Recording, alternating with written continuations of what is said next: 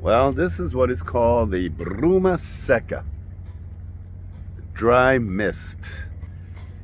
And it's sand from the Sahara Desert that's being carried over by the winds. It's actually sunny out here, but it's completely dusty.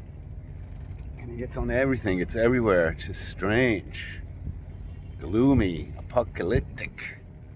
But that's Cabo Verde. It'll go away soon, hopefully. You can't see hardly anything. The airport is actually closed. Planes can't fly in this stuff. So fine, I guess it gets into the engines and the visibility is bad, man. That's Bruma Seca, ladies and gentlemen. A dry mist.